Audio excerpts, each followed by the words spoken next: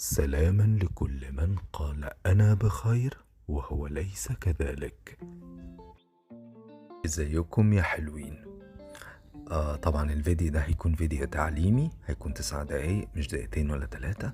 خلينا نشوف بس أول حاجة أنا ببتدي بيها هي تعقيم الأدوات اللي بشتغل بيها، لأن دي أمانة يا جماعة. الأكل والشغل التجميل أمانة، لأن الحاجات دي بتلمس الوش وبتيجي على الأنف والبق، فلازم تكون معقمة ونظيفة.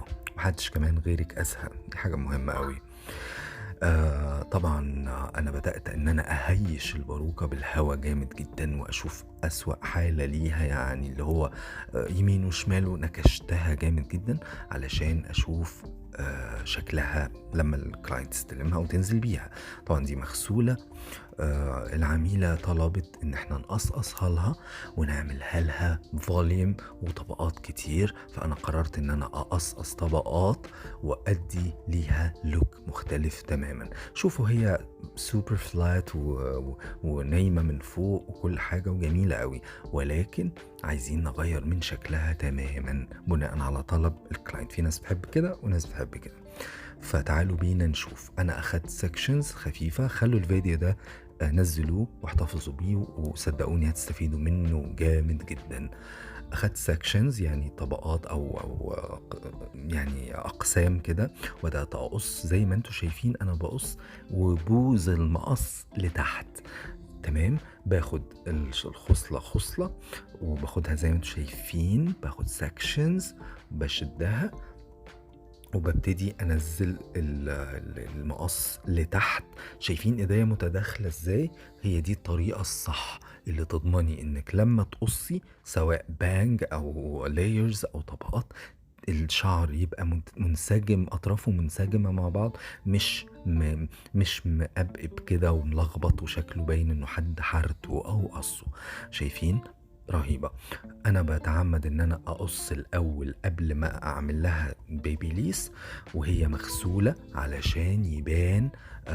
طبعا انتي ممكن تغسليها، ما ببقاش معتمد على الفورمة ان هي اللي تخلي شكل الباروكة حلو، لا، انا بخلي شكلها حلو قبل الفورمة وبعد الفورمة. في جميع الأحوال وانتي لابساها وعايشة بيها هتحسي انك مستمتعة بيها وشكلها فعلا حلو عليكي. لأن في ناس بتكوي الباروكة بتعتمد على اللوك وهي مكوية، يجوا يروحوا البيت تيجي تنام تقوم او يومين ولا حاجه، ايه ده مش هي دي الباروكه اللي انا اشتريتها، ده انا مش عارفه اظبطها. فانتي مش قاعده معايا كل يوم ان انا اعمل لك ده، فبحاول اخلي شكلها حلو في جميع الاحوال وهي عايشه وهي مغسوله وهي معموله. فيلا تعالوا نشوف. بدأت أعمل بالبيبي ليس زي ما انتوا شايفين كده. بصوا بس الفروة وأنا بجيبها يمين وشمال طبيعية جدا، وهي راجعة لورا بني آدم قاعد قدامي. دي فقط باروكات النانو فلامنتس، الفروة الطبيعية جدا اللي السلسة اللي بتخليكي فعلا ولا فلتر محطوط ولا بنت لابساها مطلعة شعرها. الواقع حاجة من الواقع ورهيبة. باروكات ايجي ويج الوحيدة اللي بتخليني اتعامل مع الحاجة بمنتهى السلاسة. عايز بس ما انسيكمش حتة ان احنا واحنا بنكوي بنعمل بالبيبي ليس عكس اتجاه الوش. شايفين انا ماشي عكس اتجاه الوش من الناحية اليمين، ونفس الكلام همشي عكس اتجاه الوش من الناحية الشمال. لما يجي الجنب التاني هتشوفوا. وبعد ما بخلص الويف خلاص عملت ويفي، بقوم سايبها زي ما هي، ما بسرحهاش وما بشدهاش لتحت عشان الحرارة تفضل فيها لحد ما تبرد، فتاخد الشكل ده وتحتفظ بيه لأطول فترة ممكنة.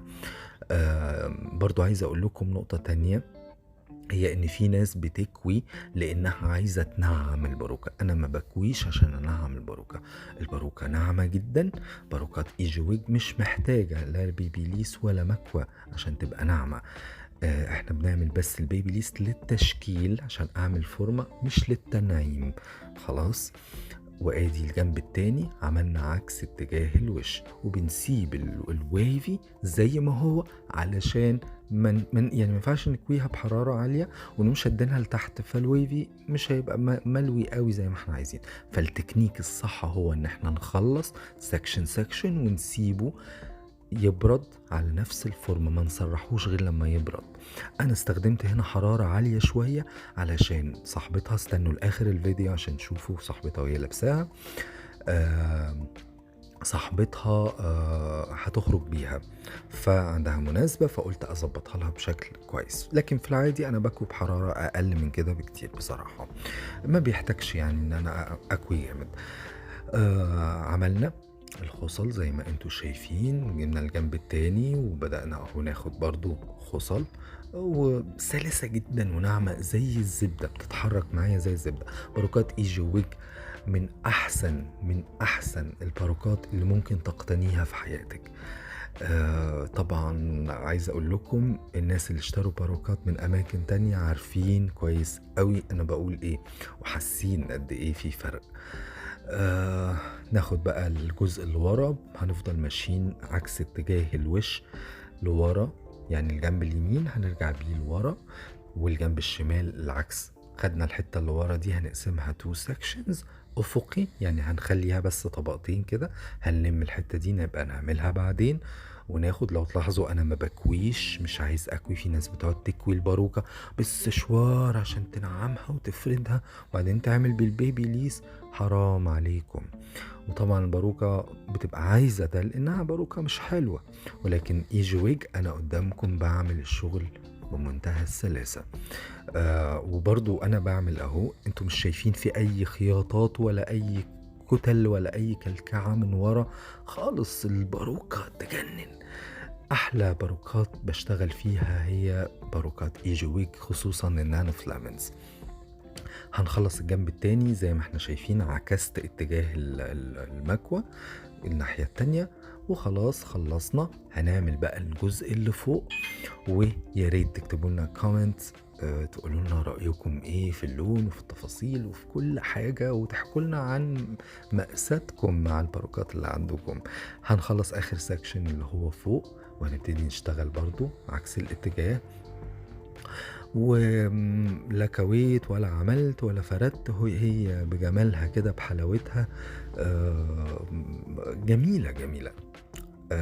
تقدري كمان تعملي الويفي ده لو ما بتعرفيش تستخدمي البيبي ليس. لو الباروكة ناعمة وحلوة وصحتها كويسة، هتجيبي الرول الحلقات وتلفيها وهي مبلولة، هتقومي الصبح تلاقيها ملولوة بالشكل الجميل التحفة ده. خلصنا. قررت ان انا اقصقص تاني بعد، احنا قصقصنا طبعا قبل ما اعمل الفورمة، علشان زي ما قلنا نشوف شكلها وهي في أسوأ حالتها. بصوا الفروة من فوق عاملة ازاي يا جماعة، انا مش يعني، هل انتوا شايفين اللي انا شايفه ده؟ حاجة تجنن. قادر ارجع الشعر لورا، وقادر اجيبه كده، وقادر اعمل بومبي. جميلة، بني ادم قاعد قدامي. طبعا المانيكان ما عندهاش ولا شعراية. مش معتمد ان انا البسها البنت واقوم مطلع البيبي هير بتاعها او الوبر بتاع راسها من قدام عشان الباروكة تبقى طبيعية. لا، ما عنديش الكلام ده خالص. قصقصت تاني اهو زي ما انتوا شايفين، بديها لايرز، وهقصقص كمان تاني. هي طالبة انها تكون فوليوم قوي يعني. بصوا، تقنيات عالية ما حصلتش. هتعملي كده، هتعملي كده.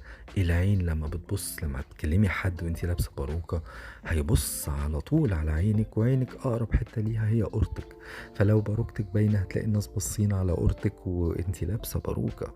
لكن في ايجي ويج انتي فعلا حرفيا هتبقي نفسك تقولي لكل الناس بصوا يا جماعة انا لابسة باروكة. تتخيلوا بقى ان دي باروكة، يعني حاجة جميلة جدا، وتفخري انك لابساها. وفعلا لازم كل الناس تقتني ولو قطعة واحدة من باروكات ايجي ويج. الكوليكشن بتاعي نازل بأسعار حلوة جدا باسم أكرم روزلاند، تقدروا برضو تطلبوه، وهو مختلف عن الكوليكشن العادي اللي بينزل، بيتعمل سبيشال وبيبقى فيه تفاصيل حلوة قوي. كل حاجة بتتعمل بناء على طلبك. الخصلة، هي قالت لي انا عايزة خصلة نازلة على خدي كده من تحت، عملت ده كل حاجة، وهتشوفوها في اخر الفيديو.